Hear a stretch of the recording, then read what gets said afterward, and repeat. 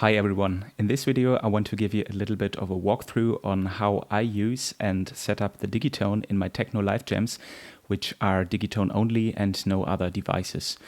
Of course, the Digitone may seem a bit limited as a standalone synth, especially when it comes to tracks, of which you have 4, and voices, of which you have 8, but I find this limitation sometimes pretty refreshing when working on ideas and jams. And the Digitone, with its sequencing power in my eyes, is just a fantastic synthesizer for jamming live with the patterns that you create on it. So I found a way that works for me using the Digitone as a standalone tool for my techno jams, and I want to talk you through how I use the device for that and maybe give you some ideas for your own workflow. Before I start jamming, I always save my project pressing Function and Save Project, and yes, just to have a safe state from which I can reload the whole project after a jam or a live set. I do that because I like to tweak very many different parameters in my sets, so when I'm done jamming, sometimes the whole project is really a mess, and by reloading the project I can just go back to where everything is tidy again. So I created a project that I'm currently in for all of my jams, and each bank in that project is a different jam. So just to remember, each project on the Digitone holds 8 banks, and each of these banks holds 16 patterns. So I look at these like when I'm in a project that the project for me is my live set, the banks for me is a jam or a song, so each bank is a jam or a song, however you want to call it, and a pattern inside of that bank is a part of that jam or a transition to another jam. So in one live set I can have up to 8 jams or songs, each having up to 16 patterns that I can jam with. Now, for some people, this might at first seem a little bit limiting for a live set, depending on how long you want to play. But when you use the patterns with all the sequencing variations, you can get some really nice results and make smooth transitions from one song to another and keep your groove going, which is very important when you're playing live. So back to the patterns. My pattern in one bank or jam, as you want to call it, are laid out into different groups. Currently in this jam, I'm in pattern 1 in bank E, and I have, as you can see here, different groups of patterns, which I call the black patterns and the white patterns. The black patterns are normal patterns and part of the song that I can use to jam with, like for example this pattern here.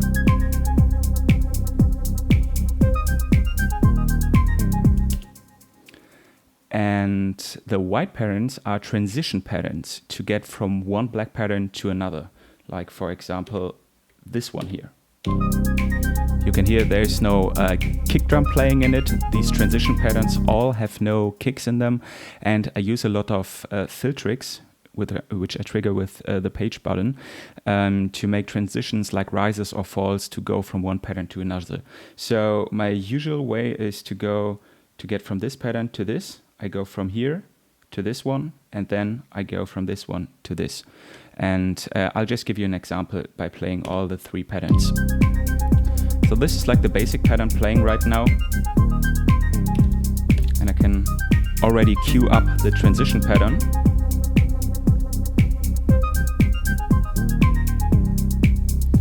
And now I can make the transition.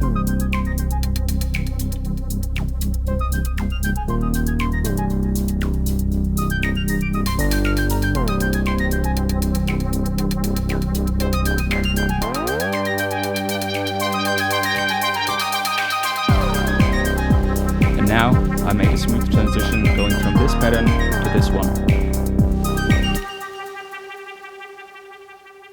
Now looking at my track setup, this stays always the same. This way I always know which instruments are on which track. So for example, on track 1 I always have drums and percussions. On track number 2 I always have my bass sounds. On track number 3 I always have my leads and additional sounds like step sounds. And on track number 4, I have Arps and pads and other additional sounds. This way, in a live situation, I know exactly where my sounds are and can quickly jump to them and mess around with the parameters. Now, in general, I put drums and percussions all on one track, on this one, so that I know I can take out all of my drums when muting track 1, which comes in handy when I want, for example, to have a part where only melodic instruments are playing. I always use a unison of 2 on my drum track because I want the drums to come through a little bit more and have especially the kick drum cutting through the mix, which is important if you're playing techno, house, or any similar genre. And also I have on, if we go into the sequencer, on my kick drum, which of course are 4 on the floor, I have kind of like reverse fill modes. So if you go into the trick menu, you can see here that these tricks are holding reverse fill notes. And this is because that way I can just, when the track is playing, I can just take out my kick drum if I hold the page button, which is really handy if you're playing live. So for using my snare and having the snare playing on the 2 and the 4, I use a trick which is kind of commonly known, that you put your snare on the step beside the kick drum, like this, and then with a micro timing here, you move your snare all the way to the left so that they are layered to each other. Now, if these 2 notes share the same root note, they will steal each other's voice. So you can see here, this note has the root note C5, but this note I changed to an F4. So they are not stealing each other's voice, and you can hear they are now perfectly layered on top of each other. I usually use all 64 steps on my drum track to add variation to the track. For example, if you are going inside this, you can see here that I have different volumes on all of my hi-hats. And also, as you can see here, different decay times in the amp mode. And this is just to give a little bit of variation to the pattern. So basically the pattern in each of these bars, it stays the same, but I like to add some variation on all of these pages to the parameters to have them, to make them a little bit more lively and just to don't have the pattern to play always the exact same thing. So I have different volumes on the hi-hats, I have different decay times on hi-hats to make them sound more open and more closed. And I also use different effect settings, especially delay. If we are, for example, looking into these hi-hats here, you can see they all have a bit different delay settings.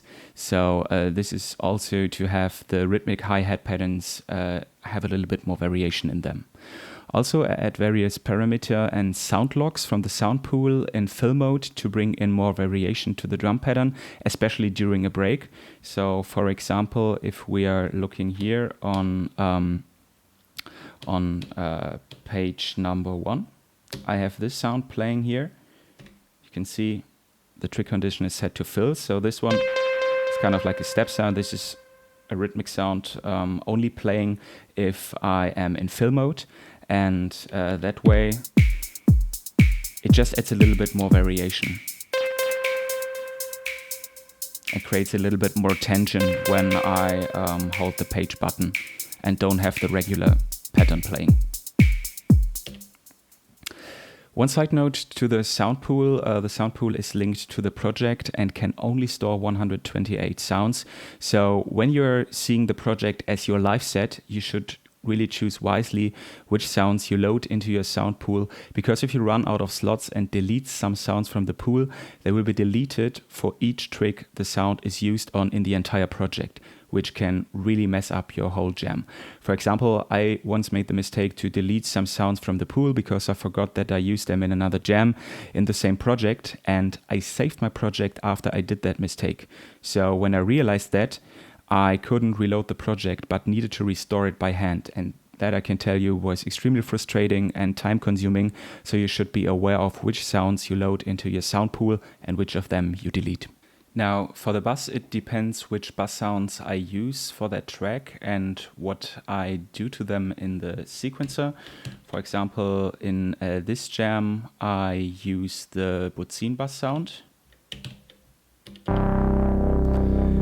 I have a tutorial on how to make this sound, which is linked up somewhere here. And for that sound, I like to open and close the filter cutoff to add some variation to the track, which is really nice to give the sound some more movement. For a little transition here in the sequencer, I also added here in the end some parameter locks in fill mode to kind of like open the filter. So when I play it in fill mode, I can create some tension at the end of the pattern, which I'll show you with the other tracks together later. Now, looking at track number 3, the lead track, there's nothing too special about the lead track.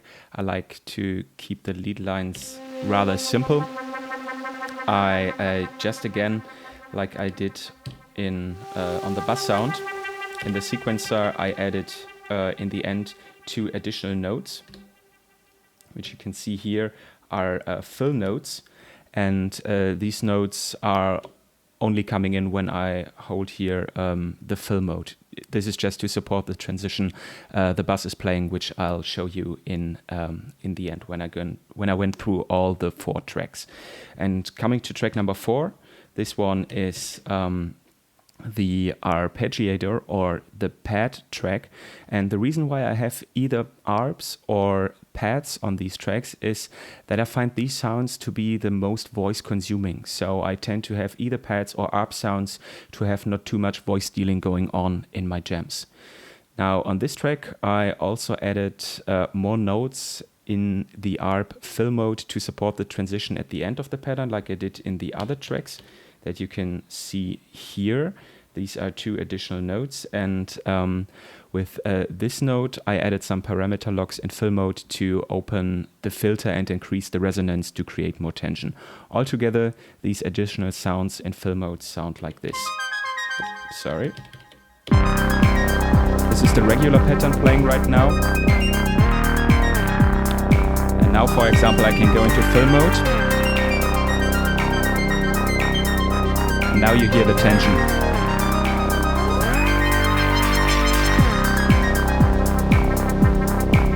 Yeah, just to make the pattern rise in volume in the end before the kick comes back in. And that's basically it. That's how I arrange my jams and add variation to my patterns.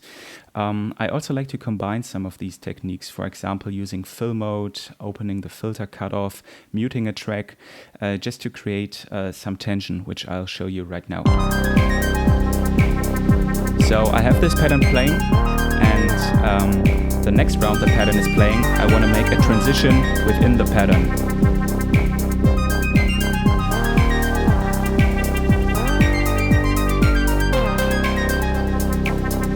I hit fill mode, now I open the filter, now I mute the drum track.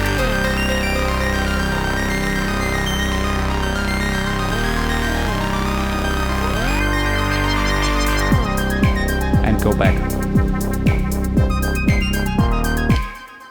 So by combining different techniques like muting tracks, fill mode, or controlling all parameters and then reloading the pattern by hitting function and no, you can create some really nice rises and falls even within your pattern without needing to change to another pattern.